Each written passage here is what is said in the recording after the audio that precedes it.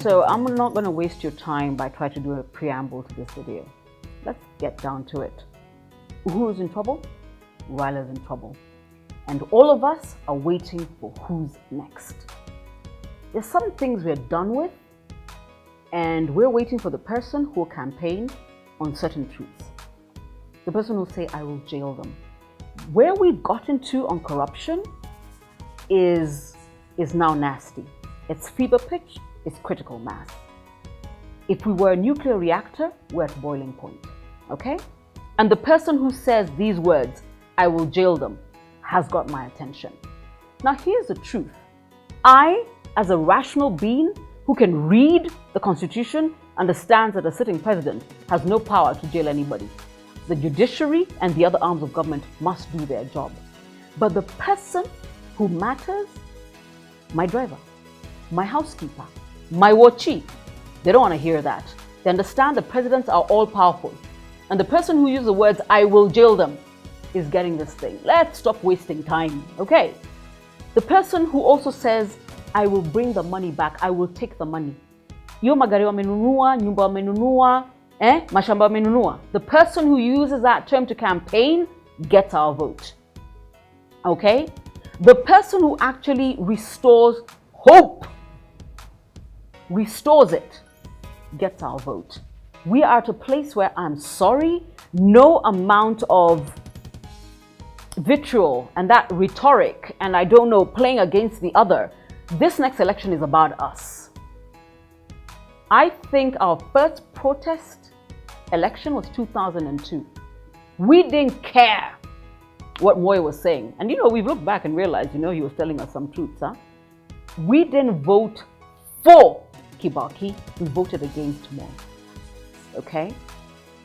2007, 2013, we had another protest vote. It was a strange one. But nothing that worked in 2002, 2007, and 2013 is going to work in 2017. You all need to go back to the drawing board. And incidentally, let me say this again. Who's in trouble? Raila's in trouble. Oh no, you don't have this one in the bag. And I don't know, who's going to tell Raila that, some characters between the age of 18 and 30 don't know who he is. They don't know who he is. They don't recognize his history. What Uhuru has also got to understand is, for some reason, somebody took you back to old men. Huh? You need to find out what won you the election in 2013 and go back and engage in that space. And then you need to kill some people. Because here's the truth. It's not that you're not working.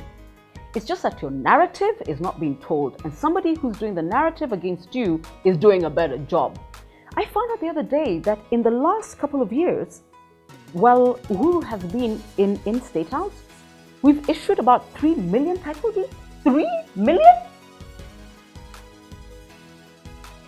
Who's working for this guy? The last mile connection is not a joke. The number of Kenyans on the grid is huge. But once again, I don't know who's working for you.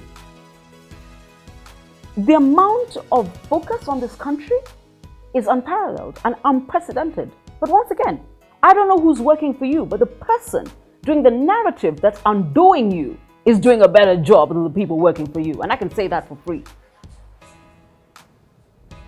The next election is about us.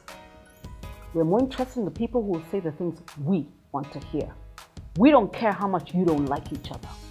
By the way, deal with it. Because the one thing we've learned in politics, there are no permanent enemies. And that's just half the conversation.